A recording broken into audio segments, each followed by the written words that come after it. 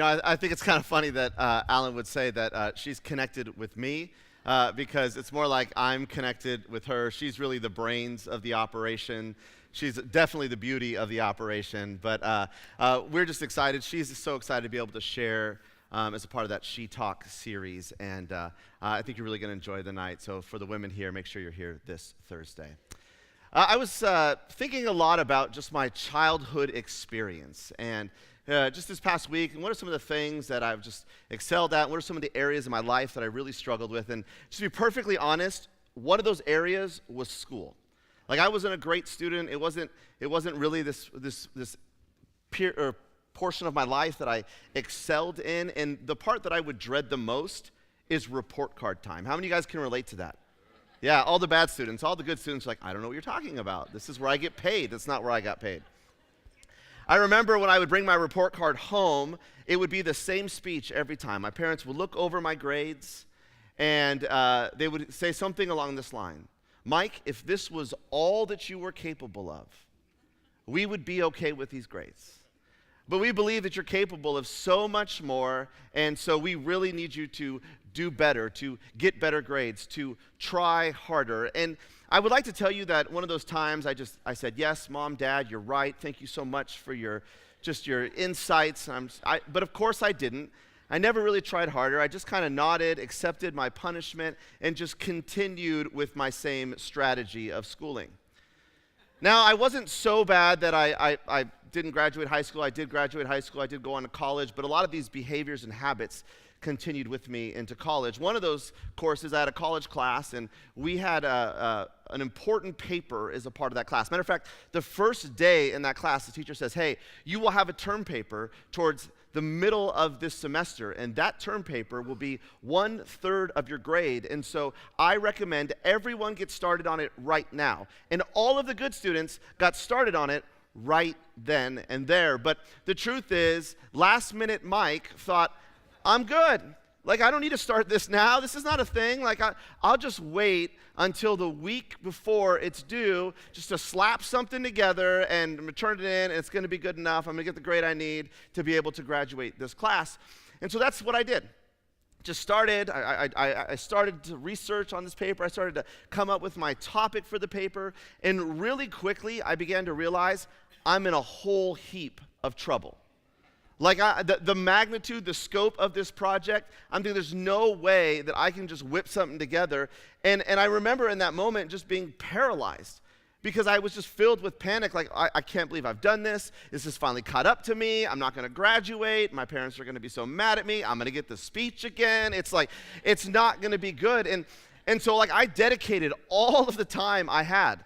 And I remember, like, I would sit in front of my computer, and I would type out a sentence, and I'm like, that doesn't sound good. And I'd think, oh, I got an idea. And so I would start down the road of this idea, and then I'd be like, this is awful, and I would delete it. And literally 2 back-to-back nights, I pulled an all-nighter.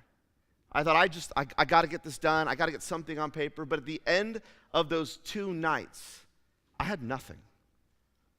And it was just mere days before this paper was due, and I thought, well, that's it.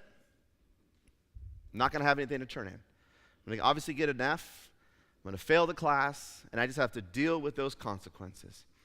And I was sharing this with one of my friends, and my friend was nice. He was compassionate. He listened. He encouraged me, but then he offered me an opportunity that I didn't expect. He said, Mike, hey, my girlfriend took this class a year ago, and she's really smart.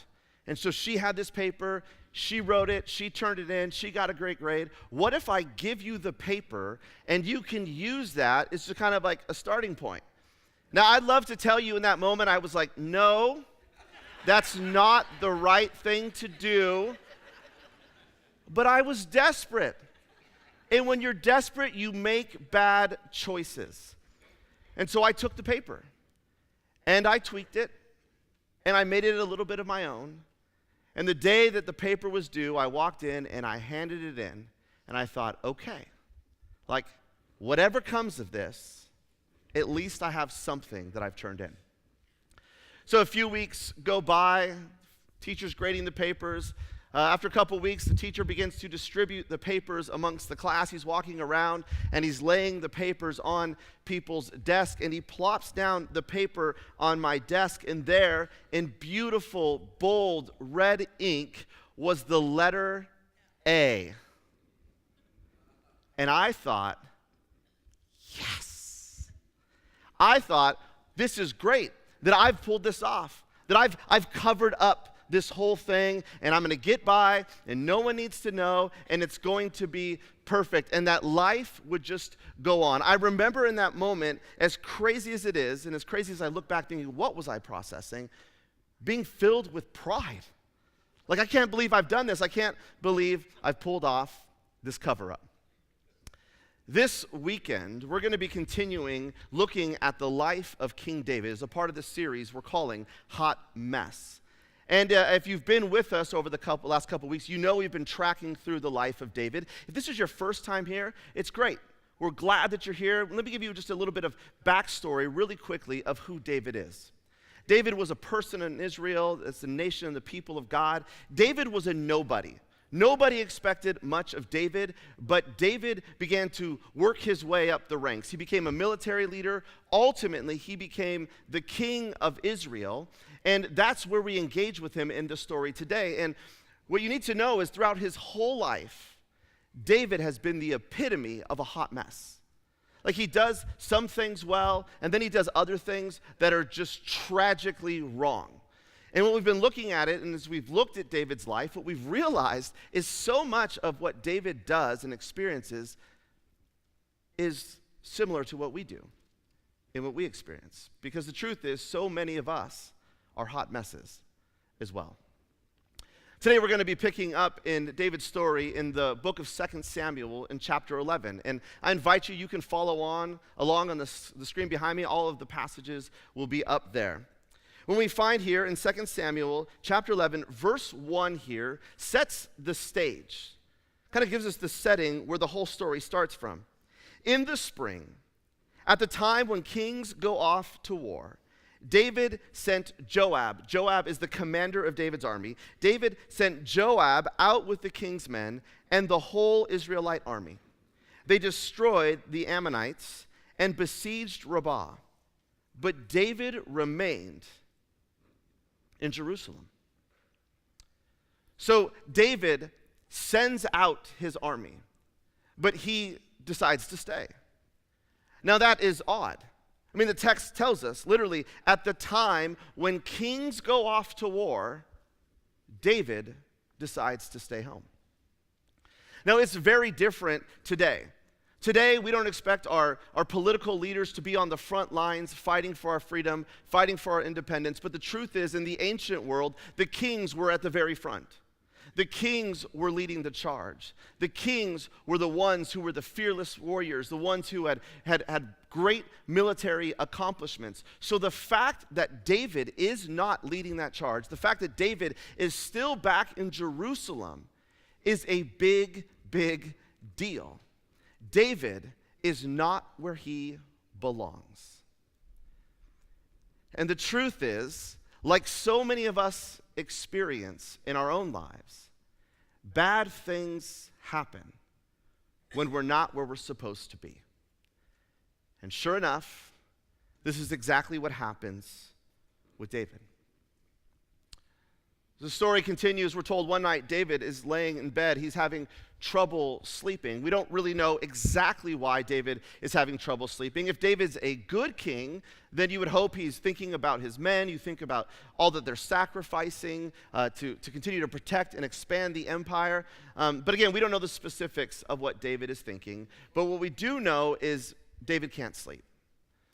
And we've probably all had those experiences at night where our mind is racing and we can't seem to shut down our thought process, and so we have trouble sleeping. And sure enough, that's exactly what David is experiencing himself. And so he thinks, look, I'm just going to get up and I'm just going to go for a walk.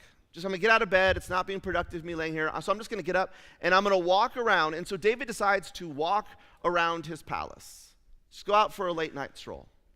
And at some point, what he does is he's walking around the palace, he makes it to the roof of that palace. And when he's standing on the roof and he's overlooking his kingdom and he's there processing his thoughts, he notices in the distance a woman who's on the roof bathing.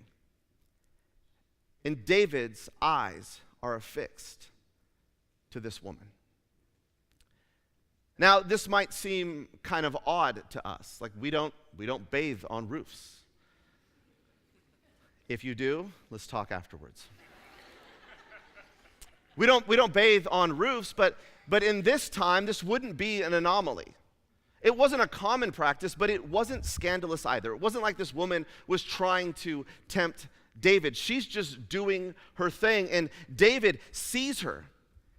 And we're told that he just looks at her, and she's beautiful. And his mind starts going. And I'm sure there's this internal struggle with David. It's like, no, don't look away. Don't get suckered in. But he can't. He can't take his eyes off of this woman. And so we're told what David does is he gets some of his servants and he says, I need you to go to this house and I need you to figure out who this woman is. Tell me what her story is. So sure enough, these servants, they go to her house, they get her story, they come back and they tell David, they say, look, David, she's married. And right then and there, that should have been the end of this whole story. She's married. She belongs to someone else. But then the messengers continue. It's not that she's just married, but she's married to Uriah the Hittite. Now, Uriah was one of David's soldiers, but he wasn't just any soldier. He was one of David's best soldiers. What's clear here is this woman is completely off limits. But David can't resist. David can't seem to control himself. So he sees this woman. He finds out her name is Bathsheba. And he concludes, given all the information that he has, that I want her. And so he tells his men, go get her, go bring her to the palace, and I want to sleep with her. Now, it's important for us to understand here, it's not like Bathsheba has a decision here. It's not like David is sending his servants with a cordial invite, like, Dear Bathsheba, the king requests your presence at your earliest convenience. No, she doesn't have an option. The king says, I want you to come here. Bathsheba has to go. And so she goes, she spends the night with David. And in the morning, David sends her away. Just sends her back home. Disposes of her. What David did to Bathsheba was wrong. To treat another human being as someone who's disposable is not okay. Because Bathsheba, she wasn't property. She is a child of God, made in the image of God. And she is someone who has immense value and worth. If anyone has ever made you feel disposable, it's not okay. For the ladies, if any man has ever treated you, disposed of you, that's not okay. Because you are a child of God, made in the image of God. And when God looks down upon you, he sees someone with immense value and worth. When David just excuses Bathsheba from his presence, he's thinking, we're all good. Got my kicks. I got what I wanted. No one else has to know. No harm, no foul. But that's not where the story ends. Because something does happen. And in an ironic shift of power, Bathsheba now sends someone to the king. And the messenger goes to the king and he says, hey, David, I have a report from Bathsheba. She's sent me here to let you know that she is pregnant. And now we have a huge issue. This is bad news for everyone. Because the truth is, you can't hide the evidence. Like it's only going to grow. And David's thinking, we got to do something about this, because if this gets exposed, if we don't cover this up, it's bad for me. David would probably lose the empire. It's bad for Bathsheba. She'd probably lose her life. And it's bad for the nation of Israel, because the reality is they are finally in a season of unity, and this would throw the whole thing back into chaos. So David's like, I got to do something quickly. I got to cover this up. I got to make sure that this story doesn't get out. Now the truth is, there's a handful of people that know, but the other reality is people can count, and they can count to 9. And so they're going to realize in about 9 months, when Bathsheba is pregnant and about to give birth, they're going to think, well, wait a second, her husband Uriah was off in war. So how did this happen? Who is the man? And they're going to start asking all sorts of questions. And so David devises his plan. David has a cover-up. This is what we read beginning in verse 6. So David sent word to Joab. He says, send me Uriah the Hittite. And Joab sent him to David. When Uriah came to him, David asked him how Joab was, how the soldiers were, and how the war was going. Then David said to Uriah, go down to your house and wash your feet. And so Uriah left the palace, and a gift from the king was sent after him. But Uriah slept at the entrance of the palace with all of his master's servants, and did not go to his house. So David's plan is pretty clear. He's thinking, look, I'm gonna invite Uriah back, and I'm gonna pretend like I care how the war is going, and we're just gonna be cordial, but ultimately I'm gonna get him back here. He's gonna update me on the war. He's gonna let me know how everything's going, and then I'm gonna send him home. And when I send him home, then he'll sleep with his wife, and then no one will ask any questions. Problem solved, cover up complete. But Uriah doesn't do what David asked him to do. He doesn't go home. Instead, we're told again that he sleeps there at the palace with his servants. Now, the next morning, David gets this report. Someone tells David, look, Uriah stayed here. And David calls Uriah into his room, and he says, look, what's wrong with you? Like, there's a lot you have going on in life. You're tired, like, you know, the war, it's draining. I brought you home. You got to miss your wife. Like, why didn't you go home with your wife? David's got to be thinking, look, you've been gone for months, and now I bring you home, and you can resist your wife. I couldn't even resist her for the night. And this is what Uriah tells him in verse 11. Uriah says to David, the ark and Israel and Judah are staying in tents. And my commander Joab, my Lord's men, are camped in the open country. How could I go to my house? How could I eat and drink and make love to my wife? As surely as you live, I will do no such thing. Basically, what Uriah tells David is like, I'm not supposed to be here. I'm supposed to be with the army. And I'm not going to indulge myself. I'm not going to have some of the benefits of being at home until everyone else comes home.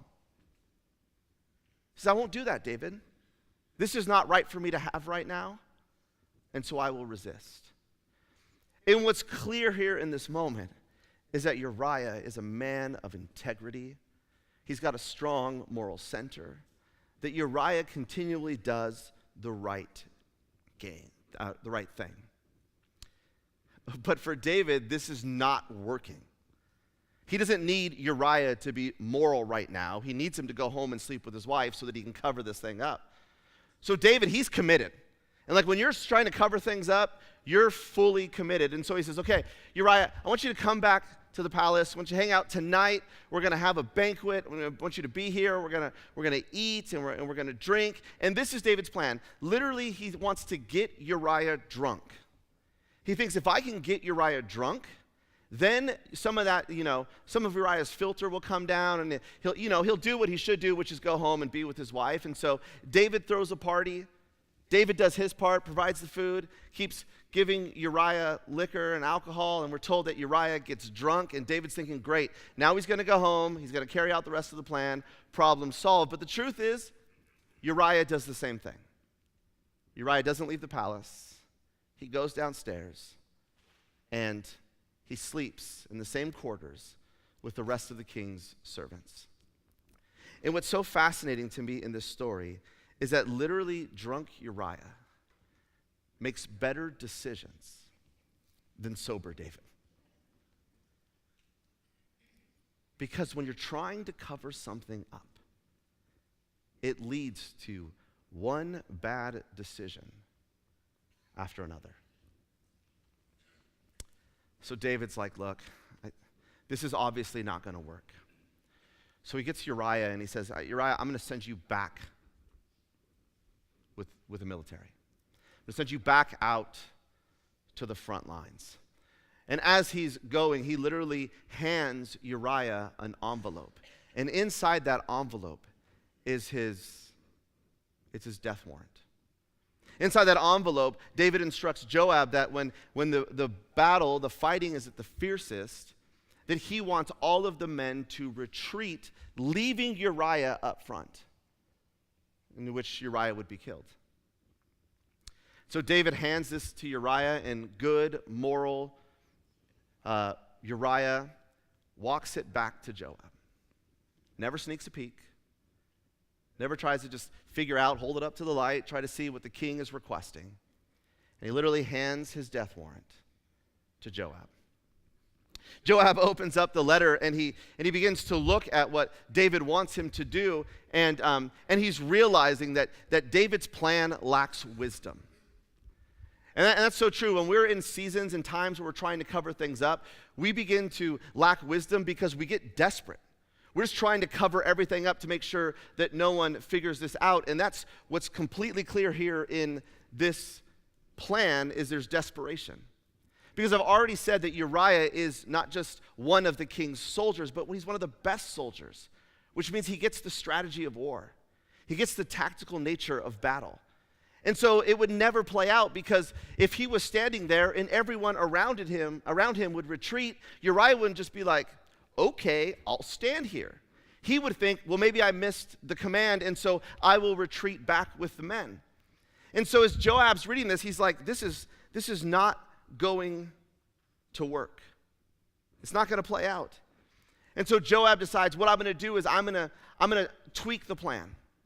I'm going to change it, and I will ensure that the spirit of it gets carried out, that Uriah would lose his life. We read this in verse 16. So while Joab had the city under siege, he put Uriah at a place where he knew the strongest defenders were. When the men of the city came out and fought against Joab, some of the men in David's army fell. Moreover, Uriah the Hittite died. So Joab's plan was to put this group of men against the enemy's strongest fighters, literally making the decision to sacrifice more men just to ensure that Uriah is killed. And the plan is carried out. And Joab sends a messenger back to David to let David know. And when David receives the report, he's told that Uriah is dead, but so too were more of your men. And David pretends to care about these other men. But the truth is, he doesn't. The only thing he cares about is that Uriah is dead. Because now, with Uriah dead, David can go marry Bathsheba. And in 9 months, everyone would assume that the child was his, and that his cover-up, his secret, would always stay with him. Eventually, this information, it trickles down to Bathsheba. We read this in verse 26. When Uriah's wife heard that her husband was dead, she mourned for him. And after this time of mourning was over, David had her brought to his house, and she became his wife and bore him a son. This was the last step. With this move, David's secret would forever be safe. The problem would be solved. With the exception of a few servants who knew what had transpired, whose servants who could be managed, and if not managed, they could be disposed of, David would never have to worry about his secret becoming public. Mission accomplished. Now here's why David's story is so important to us. Because in so many ways, we do the same thing. We cover up things in our lives. Now, I'm willing to guess that no one here has a cover-up of the magnitude of David. Like, you're probably not commanding an army to ensure that this thing that you're trying to hide stays hidden. But the truth is, in many ways, there are things that we're trying to cover up. We cover it up because the reality is there's this incongruity between who we actually are, what's happening inside of us, and who we want everyone else to believe we are. And one of the ways you see this play out so often is in social media. No one ever puts on social media the reality of their brokenness, their struggles in life. When you scroll through their social media feeds, what it looks like is everyone's life is wonderful. It's part of our cover-up. And what we do is we put this best picture of ourselves out there. In the meantime, we're covering up our brokenness. We're covering up our addictions. The numbers of people that struggle with alcoholism, drug addiction, pornography, it's astounding. And we cover these things up. We cover up our anger. We don't want people to see the dirtiness of who we can be. We cover up our greed. We cover up our envy. There's all sorts of things that we cover up. The list can go on about the things that we cover up. And many of us are convinced, absolutely convinced, that we're getting away with it. And I get it, because I was convinced too. As class closed up that day, I remember packing everything in my backpack, and I practically skipped out of class. And when I got to the door, the teacher said, "Hey, Mike, can I just have a second of your time?" And I thought, absolutely, sure. So I go, and the teacher starts talking about my paper. And he says, "Mike, this is a phenomenal paper." He's like, it's amazing. It's well written. The research, you've just done extensive research. He says, "This is probably one of the best papers that I've ever received." And most people in that moment would be like, uh-oh, like I'm in trouble. But in that moment, I was like, yep, I'm kind of a big deal. And then he pauses, and then he says these words, "Which is why I believe you didn't write it." And in that moment, I felt so exposed. I felt like everything I was trying to hide was just laid on the table in front of me. The plan didn't work. You see, David isn't much different. David was convinced for a moment that he got away with it. He was convinced that he covered his tracks. He was convinced that his secret would die with him. But the truth is, David didn't put the wool over everyone's eyes, because we read this in verse 27. The thing David had done displeased the Lord. You see, David thought he got away with it, but God knew. And the story tells us, the text tells us that not only did God know, but it displeased him.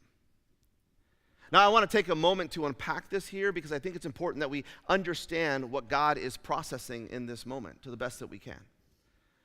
One of the things I talked about really just my first couple of weeks here is so many of us have an approach or a view of God as if God is someone who looks down upon all of humanity and is just waiting to cast out his judgment, to unleash his anger and his wrath on people. And if that's the view of God that we have, when we read this verse, when we read that God was displeased with David, our tendency will literally be to overlay that understanding of God into this story. Basically, God is furious. God is angry. God is unhinged because of what David has done. But what we need to understand is that is not the emotion that God is experiencing here in this story. What God is experiencing is immense sadness. He's sad because he knows that David is capable of so much more. That yes, he's made a huge mistake. Yes, he's tried to cover it up. Yes, that cover up has cost himself and others greatly. But that cover up, it breaks God's heart. See, God loves David. And he loves us too. With everything that he has. With all that he is. See, so many of us, we think the things that we're trying to hide, that we might get away with it. And maybe you will, for a season. Maybe you'll fool your friends. You'll fool your family. You'll fool your coworkers. But what we learn from David's story is that we can't fool God. That God knows. That God sees all that we are, all that we do, both good and bad. And when we attempt to cover up the things in our life that we don't want others to know, when who we are inside does not align with who we are outside, God is displeased. He's not angry. He's sad. Because he knows that you, that myself, that all of us are capable of so much more, just like David. You see, David thought that the greatest danger in life would be that someone might find out what he was hiding. But in reality, that isn't the greatest danger. The greatest danger in our lives is not that someone might find out what we're hiding. The greatest danger in life is that no one would find out. And that secret, that cover-up, would eat us alive. And so that's why God shines light into the darkest places of our lives. What I love about David's story is that this isn't where it ends. This doesn't end with God shining light into his life. This doesn't end with David living in this reality forever. But that God would engage David through the person of Nathan. That God would provide for David a path towards healing, a path towards wholeness. Because the truth is, the God that many of us serve is a God of redemption, but he's also a God of restoration. And so he brings Nathan into David's life. And Nathan is there to challenge him, to correct him, but again, to help him on this pathway towards wholeness. And we're going to talk about all of it, unpack every bit of it next week. So I'm going to invite you to come back next week as we look at what God would do through Nathan to bring about restoration in David's life. Look forward to it. Join us next week as Alan unpacks and makes that next part of David's story come to life. Let's pray. God, I'm so grateful. I feel like I say this every week, but I'm grateful for David. I'm grateful for all that we learn, because in David we see someone who pursues you, who loves you, but who makes mistake after mistake. And in David's life, we find a little bit of ourselves. So God, I pray for those of us who are covering things up, that we would break from the madness. We'd break from the insanity of trying to keep part of our lives as a secret.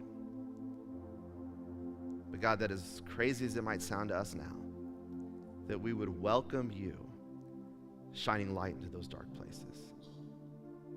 Because you know that secret won't save us, but it will destroy us. So I thank you for David again. I thank you for the reminder of his life. And I thank you that you are a God of restoration, and that you encounter us all where we're at. But where we're at is not where you envision we can become. So God, I pray that we would have the faithfulness to walk with you in that, to trust that you're doing something great, something new in each and every one of us. It's in Jesus' name we pray. Amen.